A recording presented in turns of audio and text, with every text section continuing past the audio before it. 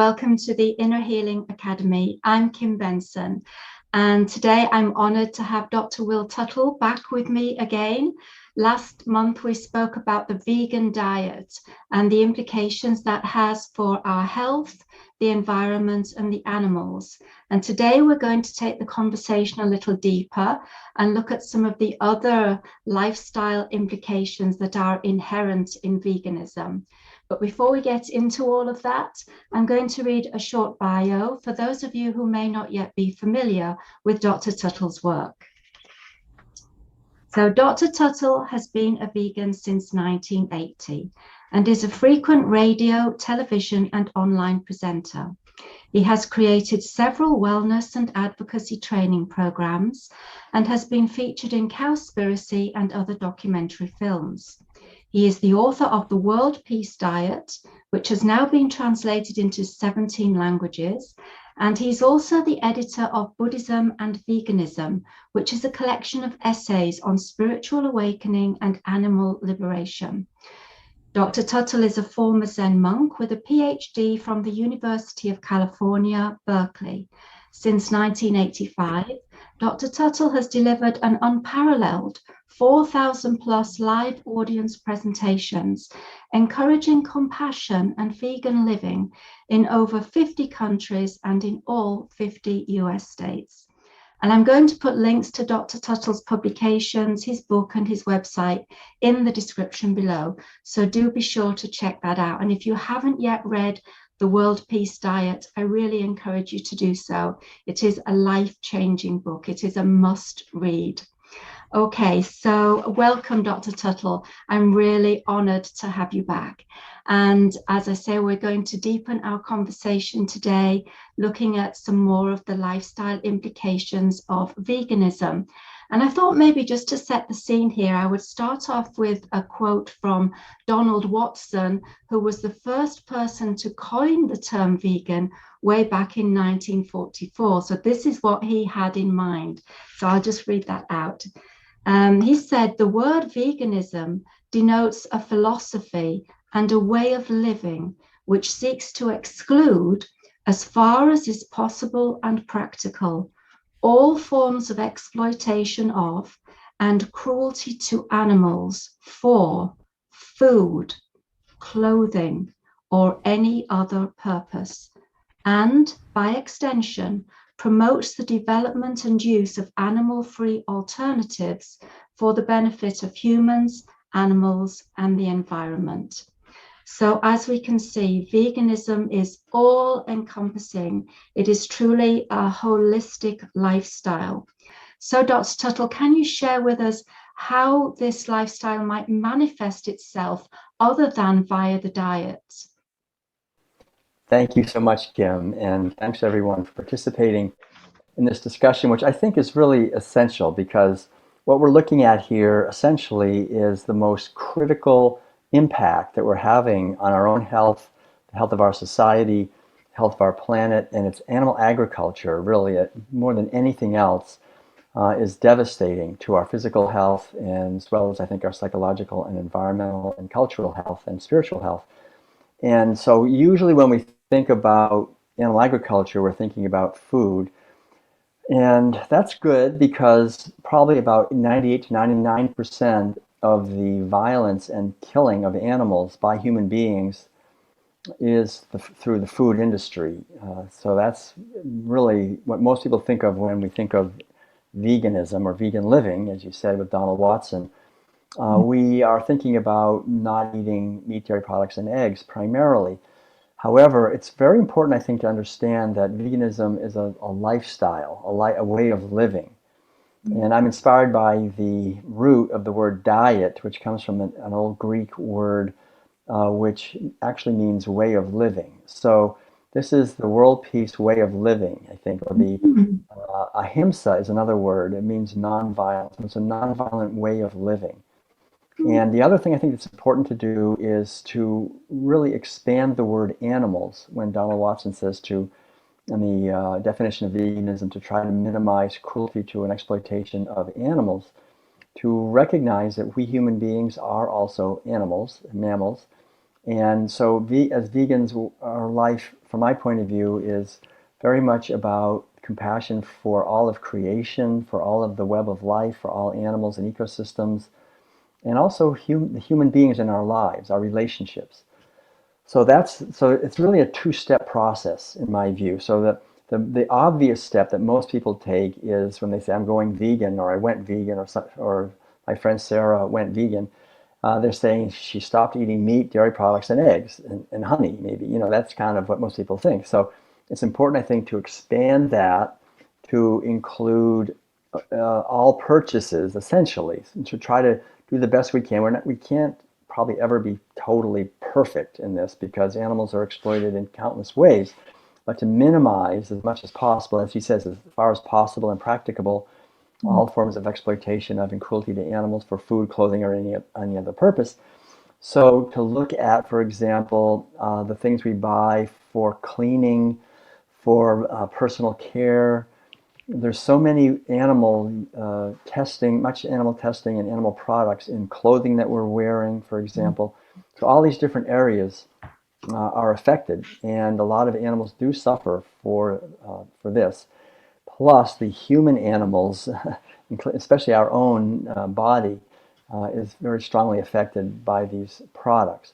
So this two-step process, I'll just say here in the beginning, is to expand out of just the narrow definition of vegan living of food and expand it to include all of our purchases to try to minimize violence to animals. Animals are also used in testing of drugs and pharmaceuticals, as well as lots of beauty, so-called beauty and personal care products. So to do the best we can to buy products that are certified as vegan when they did not engage in animal testing, to try to minimize the amount of violence towards these animals as a statement. And Yeah. then beyond that, one more thing I'll say, and then we can maybe talk about this more later, is then to include even bigger, a bigger picture, which is our relationships with other human beings and how we can really, in a sense, structure our life and our daily ways of living and attitude to be a blessing as much as possible to indigenous people, to hungry people, to the people in jobs around us, in society around us, to the people close to us, and our families, friends, neighbors. The basic idea with veganism is love. That's really what it boils down to. It's love. Ahimsa means nonviolence, but nonviolence is really kindness, benevolence, goodwill, tenderness, mercy, compassion, empathy, all of these words. So it's for every being who can experience suffering to try the best we can to be an agent of kindness and love and to minimize the abuse that our actions would cause to others if it's not necessary. Yes, yes. So you've touched there on the cosmetic industry a little, and I know that huge strides have been made in this area in recent years. A lot of companies now are not testing on animals, but I was doing a little research on this just recently, and I noticed that there are still 30 or so companies that still do this, and some of them are very well-known brands, very well-known names. So it's really important for people who want to be careful in this area, that they do check the labels and check out your brands and your companies just to see what's going on there, because that's the way they're going to get the message, isn't it? If we withdraw our purchasing power from these companies, then they'll get the message that we don't want this to happen anymore.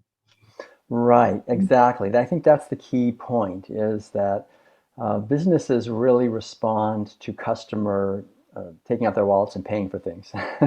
That's our real power. Boycotting, in a sense, companies that continue to use animals in the production of their products or to test on animals in the production of their products and the development of their products, and to let them know why. That's important. So, as you say, personal care products, cosmetic products, shampoo, suntan lotion, all kinds of makeup, body creams, Yeah. all these things. Number one, very often they actually have animal products in them. Sometimes it's hard to know what they are. So it's good to get educated. A lot of the dyes that are used, for example, come from beetles or insects of various kinds.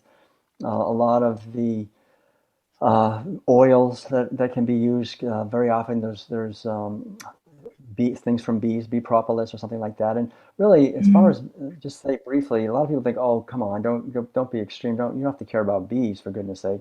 But really, I mean, bees are, from my point of view, extremely sophisticated animals at the very top of their evolutionary pyramids in their realm, Yeah. and extremely intelligent and sensitive, and they are being horribly abused by humans, and they're suffering terribly, and their populations are crashing, and these animals are really seriously abused. It's a whole other, maybe another for another time, but I've done a lot of research into this, and in both industrialized scale and even smaller scale, there's just a massive amount of killing and exploitation and violence towards these animals, which is really not necessary. It's really important, I think, for us to try to live in harmony with nature. So one of the things that we discover, I think, really, which is wonderful, is that there are companies that are very sensitive to these concerns and are making products that, for example, that put on our skin, that don't test on animals, and that also are not harmful to us.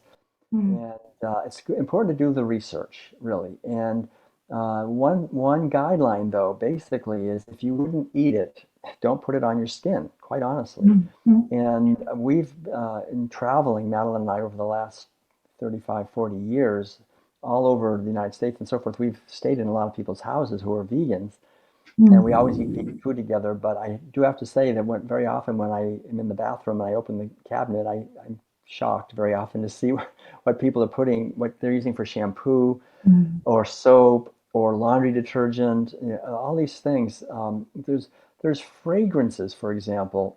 The word fragrance, Mm. when it's used in a product, it can be anything. That word fragrance is a placeholder. It could be 100 different chemicals. They could be toxic chemicals. They could be derived from animals. They could be tested on animals. And you would never know, basically, because there are laws that have been passed, especially in the United States, to just completely allow that to happen. That companies do not have to disclose under using words like flavorings and fragrance. That can be 50 things, 100 things, and you don't know what it is. They don't have to tell you.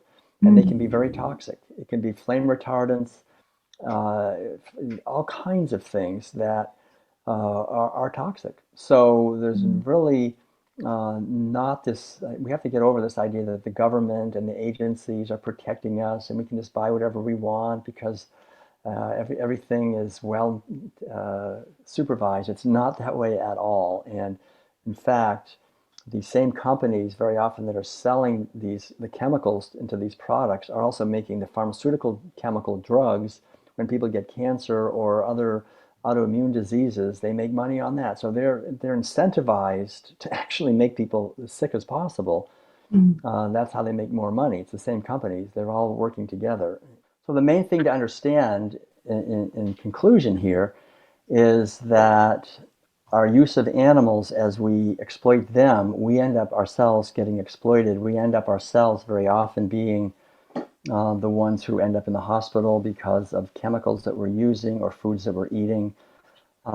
These are all tested on animals, and these animals suffer terribly. I mean, these substances are put into their eyes. They're injected into them. They're forced to eat them until they die, basically, to see how toxic they are. And so the best thing I think for us, as much as possible, is to do the research ourselves and don't trust necessarily the governmental agencies to do that for us.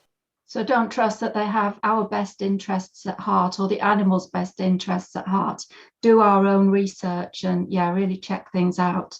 Yeah, really great point there. So moving on to thinking in terms of our choice of clothing and accessories and perhaps home furnishings, how will that be impacted by veganism? That's a good point. One of the things that people don't understand, I think, really, is leather. A lot of people think that, oh, leather, there's nothing wrong with leather because leather is, people are going to eat animal foods, they're going to eat meat, and so there's going to be cows and pigs and other animals. So the leather is just a byproduct. I'm not hurting an animal. The leather is just the skin of the animal. So, but the fact is that the margins of profit for these companies, the animal agriculture companies, the food companies, and the slaughterhouses and so forth. For food, it's pretty narrow. They don't make a lot of money on meat. They make some, they obviously make some, but they make a lot more actually with the byproducts, especially leather. So leather is really a key component of the profitability of the animal agriculture industry. So it really is important, I think, to refrain from buying leather. And in fact, of course, the question comes up, well, I've got leather shoes, and I've got leather couch, and I've got leather this and that. I'm going vegan. What do I do? So again, that's a personal choice that you can make. I think what most people end up doing, and I did myself, is sort of gradually giving these things away, letting them go. Some people bury them with a little ceremony in honor of the animal. Some people give it to Goodwill or to some charity for homeless people to use. But those kinds of things, leather products, wool is another thing. A lot of people think, oh, wool, nothing's wrong with wool because the sheep, they have all this wool. But you got to remember, if you look deeply into this, these sheep are bred to have a lot more hair than they normally would, and so they're miserable because of that very often. And then they're sheared in a very rough way, and then they're killed much younger than they would be for meat.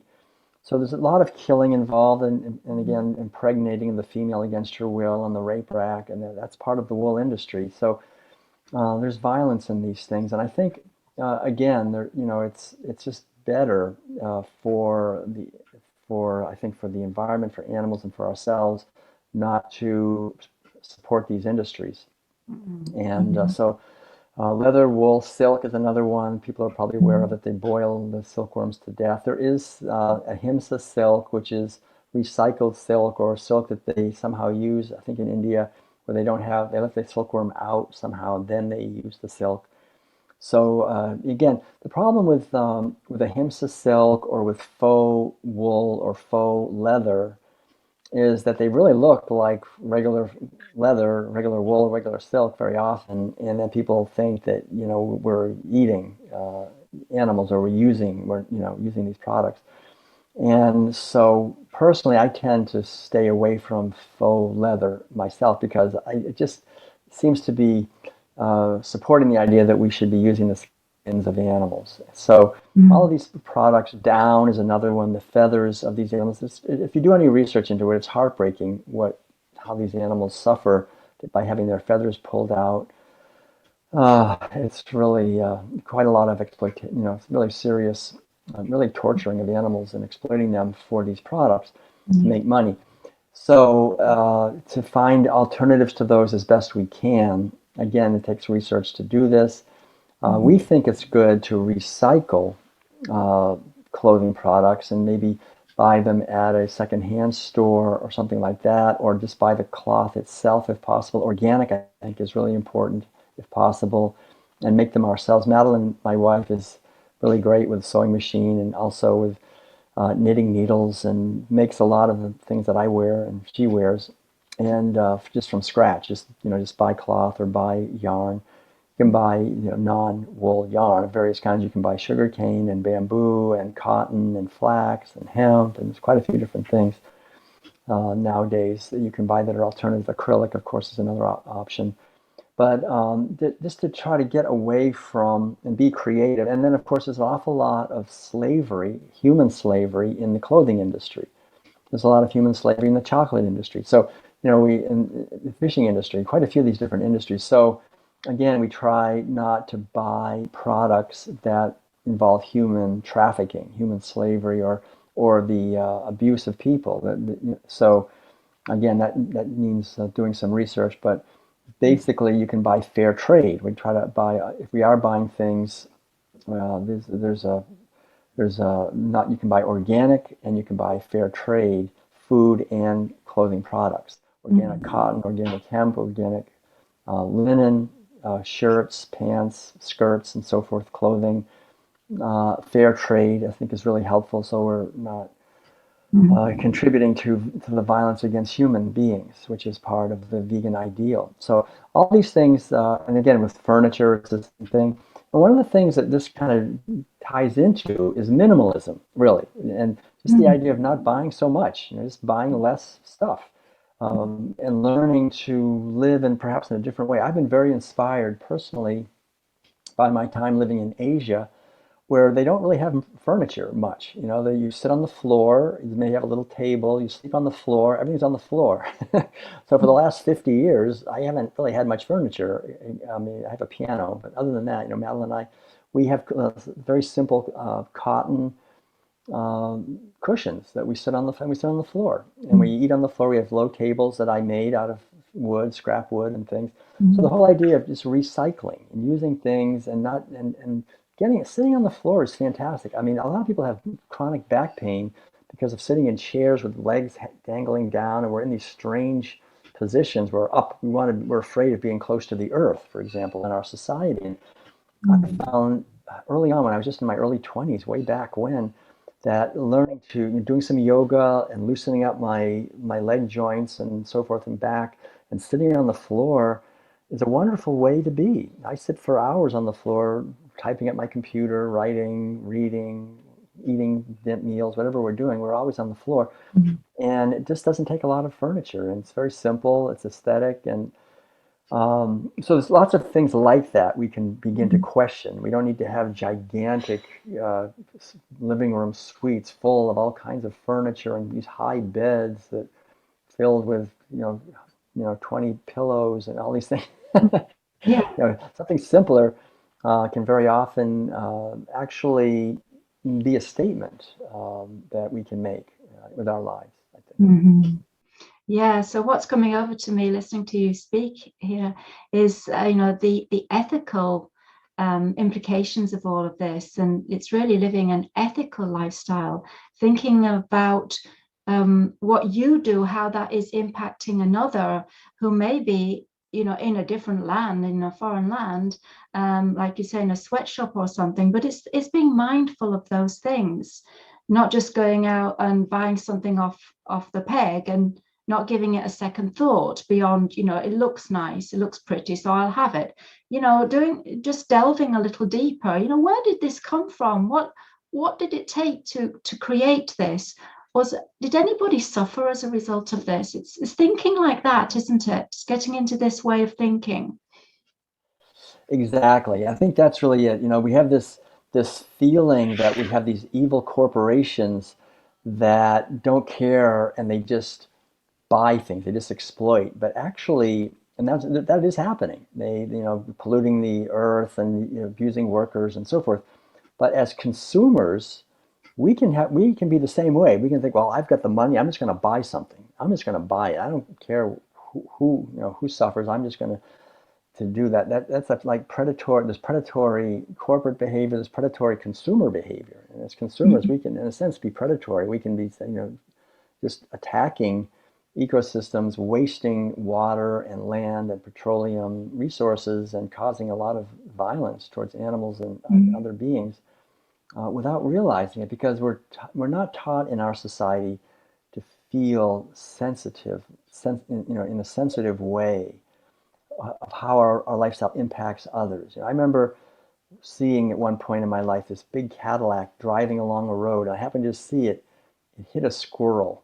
This car hit a squirrel and just squashed the squirrel. I mean, killed the squirrel. But that big car, they didn't even know what happened. They didn't even know what happened. It's just like totally insulated. And we get so insulated, unfortunately, in our society from the impacts of our choices, and it's by design. I think the slaughterhouses are far away. The kids that are chained to their looms in Pakistan making rugs, for example, that we buy, that are very inexpensive. We can buy a Persian carpet or an Oriental carpet for only a couple $100, but there's a huge amount of slavery in that. But that's far away. We don't see it, and nobody wants to talk about that. So I think it's really important to get educated, and that means to be proactive, not to be critical, but just to understand, because there are many forces in the world that don't want us to understand. So when we understand, then we can make better choices, and I think ultimately we're much happier. We don't have the burden. We're not afraid to know. We're not going around thinking, oh, don't tell me I don't want to know. Don't tell me I don't want to know. I just want to enjoy this. Mm. That old saying, we don't want to know how the hot dog is made. Mm. That's really true, because I wouldn't be able to enjoy the hot dog, the sausage. So the idea is to really find out, how these things are made, what is actually in the products that we're eating. Get educated. There's some wonderful resources on the internet we can use to dig deeper and find out. And it's all, I think, very empowering, because we just feel healthier and we feel more connected, I think, really, to our life when we do that. Mm. Yeah. So because the governments and the large corporations are not particularly looking out for our best interests, then we do have to do our own research, as we said before. And education is so vital in this area, because there's so much that we're not even aware of. I've bought many things that I know now I wouldn't buy now, but just because I simply wasn't aware. And I needed to take the trouble and the time to delve into these things, and that's what we need to do. So education is really key. So there's a lot to learn, and we need a great deal of determination, I guess, in order to follow through with this lifestyle, especially in a world that's constantly advertising at us, bombarding us night and day with adverts offering us poor choices. So what tips and tricks do you have that you could share with us that would help us in this situation that we find ourselves in? It's not easy always. Thank you. Right. Yeah. Thanks, Kim. That's a great question. How do we actually have the energy and to persevere in the face of all this? I've seen it. Sometimes when we talk about this in a workshop, somebody will just say, all right, this is just too much trouble. I've got 3 kids and I don't have the time to read the ingredients of things. People easily feel overwhelmed.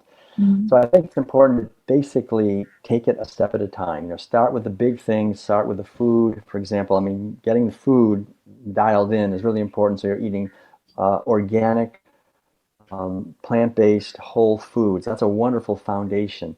And then move from there into what am I putting on my skin? What's in the tanning cream, sunscreen, or what's in this makeup, and what's in the shampoo?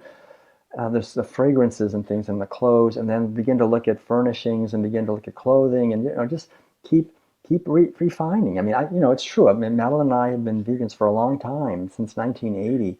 So we've had many years, decades to sort of let this whole thing percolate. But I think the beauty is that as we let this percolate and through our life, we connect more and more deeply, I think, with this sense of being interconnected with others. And this is a beautiful thing. So this is a main tip or trick I would suggest, is just to realize, first of all, that if I'm 99% committed to this, it's very difficult. It really is difficult. If we're not really committed, the universe will give all kinds of distractions, and difficulties will come up, and we'll think, oh, maybe I should just buy this. It has a little honey in it. All right. But as soon as we get 100% committed and just say, okay, I'm just really going to go for it, do the best I can to be an agent of minimizing violence in my life. And to me, it's like the universe just starts opening doors. I start to meet people. A book will come my way. I learn about it. It's really a question of just deciding, having a feeling that resonates, that this is wonderful. It's a very positive contribution I can make with my life. Our lives are pretty temporary, really. We're not here that long. We're here for a few decades. Do we really want to be here and be an agent of violence and abuse, just kind of continuing the cultural program? Or do we want our life to be an expression of taking a stand for kindness and caring and awareness? And what I found is the universe actually supports us in that. And it's a weird thing. It sounds kind of like kind of how does that really work? Sort of like a magic or something. But I think there is a certain quality of life. We've basically, through animal agriculture, we have disenchanted the world, right? The world, it's the beautiful world of nature and animals and of ourselves and children. I think there's a certain sense of enchantment, a certain sense of beauty and magic, really, the possibilities of our life.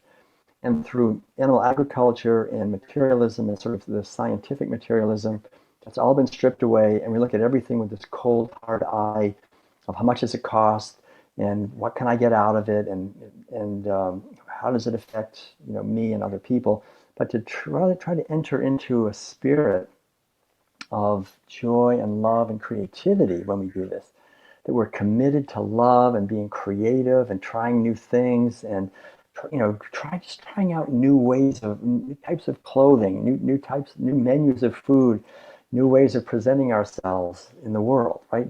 Being willing to just be a little different, not feeling like we have to conform. Everyone is using that kind of makeup or wearing that kind of perfume, and we've been advertised that that's what we need to get ahead in the world. Do we really want to climb that ladder and and get up on that ladder when and spun all these people and animals on the way up? We have, I think this is the thing. It's to really do some deep inner work. That's the best thing, and get in touch with our values and let those values be expressed in the little things. It's really in the little things we do in our life, and doing things with love. Like if I buy something that I know is organic and so forth, we'll tend to take better care of it. When we hang it up, we'll really hang it up carefully. We'll honor it. We'll respect it. Maybe it's more expensive, so then it's good in a way. I mean, then we really don't have to think, oh, I'll just throw it away and get another one. We live in this throwaway society where we just buy things as inexpensively as possible, and very often those are the junkiest things. We're wasting resources so much. So we try to really buy, in a sense, more expensive things if they're well made, and if they're more in alignment with organic and fair trade and all that. It's a donation that we make. It's a gift. We don't think, oh God, that's too expensive for me. It's a donation. And the thing is, the more we donate, the more we give generously, the more comes back. It comes back in financially, comes back in just quality of life and joy and relationships. It does come back. This is a fundamental universal principle. So it's really important, I think, to support people who are trying to create beauty and do it in a way that's sustainable, that's not wasting resources. They make quality products that will last a long time. The Buddhist tradition that I spent so much time in, you don't waste anything. If you take a little bit of water, you don't take more than you need out of, even if it's a stream. You think, well, I'm not going to take more than I need, because the whole idea is to respect everything. And you could never throw away any food in a Buddhist monastery. When I was in the Zen monastery in Korea, we took amount of food, and wherever we took, we had to eat. You can't like say, well, I'm not going to eat that, But we go to restaurants here, we go to dining rooms here, and people throw away half the food. They're throwing away precious. There's this sense of disrespect, of just willingly wasting things. Clothing, like the Buddhist robes, the whole idea, the more enlightened, the more conscious person, you can tell because they have the most ragged robe. Their robe is one that's been recycled and reused, and they've mended it 100 times. And that's considered much more venerable than wearing something that's kind of showy and new. So the whole idea, I think, is to learn to honor those things that have character and depth and substance, and that come from a tradition of honoring nature and not wasting things, not just commercializing products and trying to sell as much as you can, because that's what's destroying our planet. And we kill animals, and it's terrible. I mean, really, when you think about it, we kill a chicken, and then people order some chicken wings, and they eat one and throw away 4 in the trash. So this poor animal lived through misery and hell, and then her body is just thrown away because people, they think it's better to throw it away. So the whole idea in all of this is to minimize our impact, and there's a joy in that, a tremendous liberation in that, actually. Minimize our impact upon the planet, and to tread gently, in terms of live gently. like we're not live gently, not throwing away a lot of things in the landfill, and how to recycle as much as we can. Yeah, you make some very good points there. Excellent. Perhaps we can just speak briefly about the planet, because I know that scientists are telling us that we're now in the midst of the sixth mass extinction that this planet has ever faced, in the whole of the history. And we've lost so many creatures over the last 20 to 30 years, more than ever in the total history of the planet. So it's really moved very rapidly recently, the destruction that we're wreaking upon the planet, chopping down the forest and so on. And there are those that are of the opinion that it's really too late now to turn around. We do hear, doom and gloom in this respect from some quarters. What are your views on that? If we do choose to live more gently, and we do choose to go the vegan route in all ways, not just the diet, but the other aspects that we've been speaking of as well, do you think it's possible that we could see regeneration of the planet, and how might that look?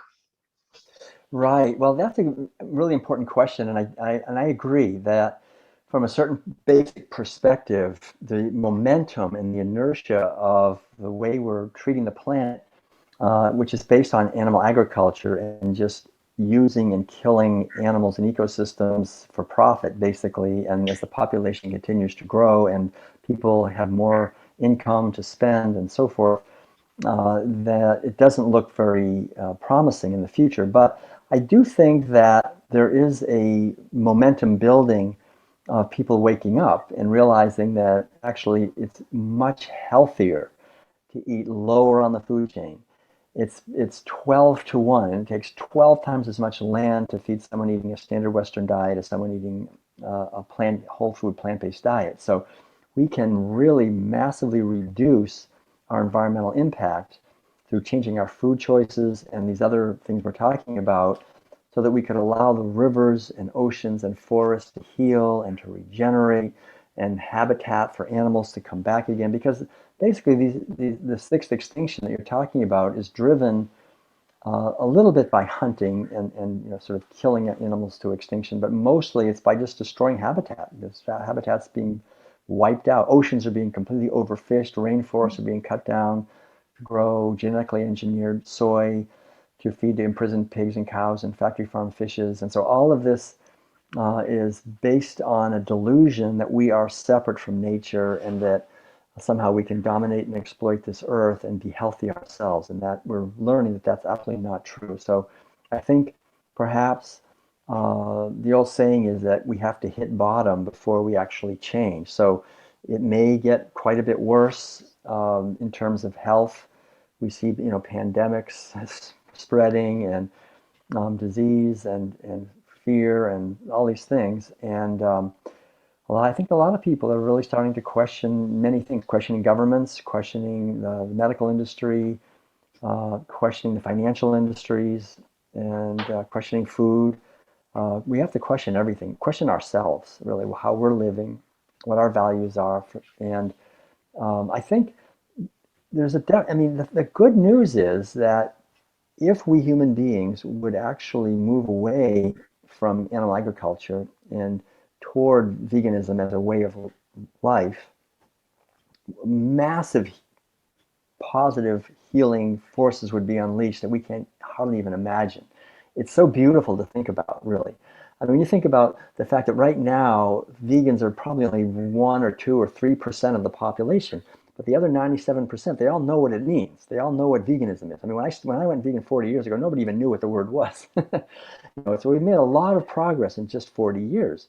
So everybody's aware of it, and more, and especially young people. I've read as much as half of young people are identifying that they either vegan or they would like to be vegan, right? So there's a big move in just the awareness of this. And so when we think about the tremendous healing forces that would be unleashed if people would start taking responsibility for the quality of their food, take responsibility for the quality of their health, and responsibility for the quality of all of their relationships, instead of just going to a doctor for a pill, to actually say, I'm going to look at my food choices and my exercise levels and kind of putting on my skin, all these things, and the quality of my relationships. Because so many people are sick or miserable because they're in toxic relationships, which very often are there's anger and fear and competitiveness and so forth.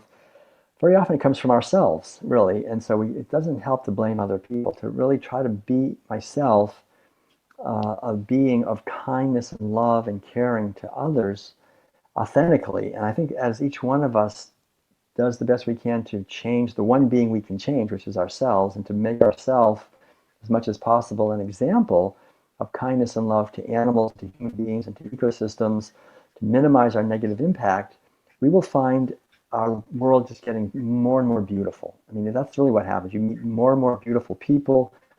We see in the beauty around us in nature more easily. Just to take time to connect with nature, to connect with our inner creative spark, to take time to nurture relationships that are positive, to take time to look deeply into the products that we're buying, and to get information from sources other than the mainstream media. I'm so glad that about 50 years ago I stopped watching television. I have not watched television in 50 years. And it went along with, I haven't had to go to a doctor also 50 years. I've stayed out of the medical establishment and out of these things, and just basically felt like the best thing is to just try to find out on my own through my own intuition. So I think these are the kinds of possibilities that we have. And when we envision that as a collective, we can see we have a beautiful future, because this earth is incredibly beautiful and incredibly abundant. We can easily feed everyone. We can easily feed, right now, no one who studies world hunger, they know we could easily feed 12 to 15 billion people. We have 7.5 billion is a lot of people, but we could feed a lot more than that. And if people really lived a lifestyle of kindness and concern, we don't know what the optimal population on planet Earth of human beings is. If it's vegans, maybe the optimal number is 10 or 12 or 15 billion. We don't know, but we could live and still have huge amounts of wilderness if we were eating in that way in habitat. So I think it's important to really question everything in the official narrative about everything, and realize that the underlying assumptions of violence and animal agriculture in many ways pollute the beautiful vision that we can have of a world of kindness and compassion. I think the more each one of us can take responsibility for the food that we're eating, and also to grow more food. Farming and agriculture is very sort of low status in our society. Farmers, that's kind of the low thing. If we start thinking of farmers as like the very highest level, because growing food for other people or for ourselves, that's an amazingly sacred thing, a beautiful thing. Yeah. So they're the real doctors. The people that are creating healthy food, they should have higher status than doctors. So I think if we can, each one of us, do the best we can to start growing food wherever we are, sprouts in the kitchen, or having a few vegetables, maybe plant one fruit tree, whatever we can do to begin to take responsibility and connect with the earth, compost everything, return all of our thing, make a cycle, have cycles of, like in our household, we always compost, we recycle all the gray water, everything, put it back into the garden. And the more we recycle and create these cycles, we'll be part of the earth. And we can all do this. Each one of us in our own way can find ways to do it. Yeah. And I guess even those people who don't have land or even a garden, you can still get a lot of pleasure if you just grow some herbs on your windowsill or something like that. Just make a start. It's lovely to grow your own things. Yeah. And they're organic, and if you treat them with love, you'll get beautiful lush plants. Yeah. So that's lovely. Yeah. So perhaps just as we wrap up here, we can talk about consciousness a little bit, because although we know we are physically separated, the new science, quantum physics, teaches us that actually at the sub-molecular level, those particles, subatomic level, it's really just waves of energy, and that we are all connected truly there in consciousness. We're really all one. And obviously veganism understands that, because it speaks about this holistic lifestyle and caring for all the people, all the animals, the whole of creation, it obviously does recognize this. So how will, when we know this, how will knowing this and living this truth actually impact our world? Well, that's beautifully said, Kim. And the thing is, though, when we say we're all one or all life is one, most people, we don't know what the heck that means, really, unfortunately, because we're raised in the opposite mentality. We're raised to judge and blame and criticize and compete. And that's the kind of educational system we have. That's the kind of social institutions we have. So, from my experience, it really takes a lot of effort, of inner purification to actually understand what it means to say that we're all one. But it's worth it. It's really worth it. I mean, I've You spent, mean like a meditative practice? yeah, I think so. I mean, I've spent thousands and thousands of hours in meditation practicing. I travel around and play the piano and do concerts, and people say, "Oh, it's so great, you play so beautifully. How can you play so beautifully?" It's practice, right? I mean, I spend probably thousands of hours at a piano too, playing, so I can do it. The problem is we're raised in a society where we're taught to practice the opposite of the kind of wisdom of oneness or unity that we're talking about. We go through an educational system that basically reduces our capacity to think clearly and critically and to open to our intuition or the inner wisdom inside of us. We're taught to basically just trust outer authorities and try to please them. That's the educational system. You get all these different grades and degrees depending on how well you can fit into a little box and Mhm. show the people above you that you fit into this little box and you're very obedient and do whatever you're told and think in a certain way. That's not what it is to cultivate the kind of wisdom, compassion, and awareness and consciousness that can actually understand what it means to say all life is one. I mean, that's enormously profound, and to actually experience that is an amazing liberation. I mean, we're liberated from a lot if we can actually understand that. But to do that, it just takes a lot of work. I have to say, it's one of those things. But the work is, what else are we going to do? I just want to encourage people to really take time every day to sit in silence, to sit in silence and listen internally to your own consciousness, to listen and connect with the being that you are, the being that makes this possible. We're taught in our society to identify with this piece of, you know, flesh and bone and so forth. Mm. That's a footprint in the Buddhist tradition. If you see a footprint in the sand, you don't identify with the footprint. You know that George left that footprint. That's not George. That's the footprint. This is a footprint waving right now. You can't see the being. You can never see the being Mm. that makes this possible. But that being is that. But that's what we're called to do. We're called to see the being in the hamburger or the being in the person across from us. Maybe in their outer body, maybe they're having pain and sickness, and maybe they're angry, whatever. Look beyond the outer appearance and see the being, the eternal, radiant, infinite expression of consciousness is right now is coming through that expression of life. And it's very hard to see it in someone else if we don't see it in ourselves first. Mm. So to take time every day to discover that inside ourselves and to reject the cultural program that we've all internalized that reduces us to a fear-based, reactive entity that is trying to survive in this world. Mm. It's tremendous violence and wounding that happens to all of us growing up here through the educational system, the religious system, many of the religious systems, the academic and governmental and economic, all these different systems, family systems, very often in the same way. We're unfortunately, in many ways, we're wounded and we're contracted. And so what we're talking about with veganism is actually a tremendously expansive awakening and healing of consciousness where we see other beings with kindness and respect, not as objects to be used. We see ourselves as a beautiful, eternal expression of life. And that we naturally then we begin to respect ourselves, and then we respect others. I mean, this is it. The whole world is a mirror, and if we continue to oppress animals, we're going to be creating governments that oppress us. If we turn animals into livestock, we're going to become livestock.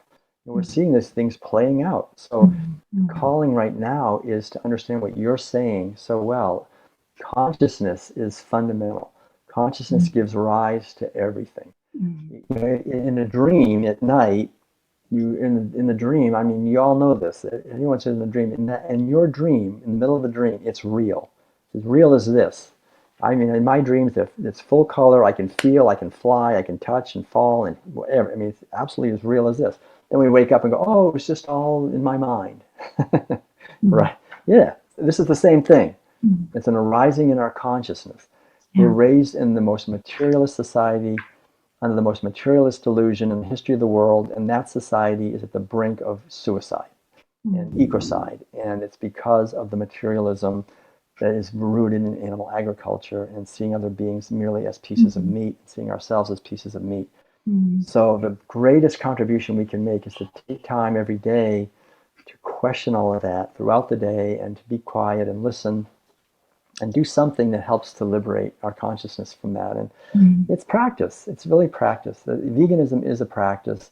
It's an outer practice, like we're talking about. When I don't buy this, and I won't go to a zoo, I won't go to a rodeo, I won't go to entertainment, I won't buy foods or products tested on animals that have animal products. Okay, that's great. Then even going deeper and seeing the infinite eternal life within all forms, and bowing to that and respecting that, and rejoicing in that, rejoicing in the beauty of a flower or a squirrel or of our friends or ourselves, and relishing or savoring the beauty around us. And I think if we can go through our life savoring the beauty of the infinite as it manifests through the temporal, then we will have lived our life well, because that way we can honor the infinite creative power, which is the source of our life, and honor the creation, honor this beautiful manifestation, and be a force for healing rather than a force for causing more suffering and misery. And remember, we are eternal. So when we leave this physical form, it's not over. We'll have another form, and that we'll probably identify with, and we're going to keep learning until we get these lessons. We have to keep learning. So now or sooner or later, you got to get it. Yeah.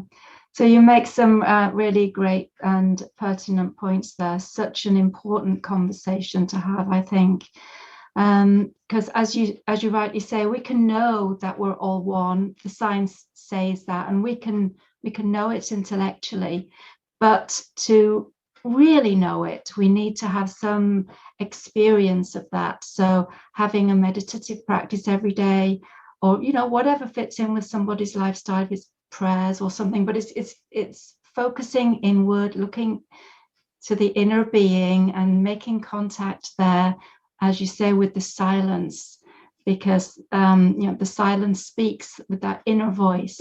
So yeah, just so important. So thank you ever so much for bringing that forward. Yeah. Anyway, it's been a really wonderful conversation. Thank you ever so much for those important insights. I really appreciate that, and I'm sure that our viewers and listeners will too. So I just want to remind everyone that I am putting the link to Dr. Tuttle's website and book and publications in the description, so do please check that out. And I'm also going to put a link to a course that I've devised called Go Vegan Successfully. It comprises 12 lessons. It's for those who are really serious about making this dietary change. It goes into, where will I get my iron? Where will I get my protein? My calcium, my vitamin B12, all of that is covered. And also some of the challenges that people face when trying to transition to a vegan diet, like, for instance, social dining situations. What if I'm the only person in my family? How am I going to do it? So I cover all of that as well. So I'm going to put the link to that down below. And there's also the option for coaching on that. And I would be delighted to help anybody make this transition successfully. Okay, so thank you so much for being with us today. And thank you again, Dr. Tuttle. And we'll leave you now with love and with peace. Thank you. Bye.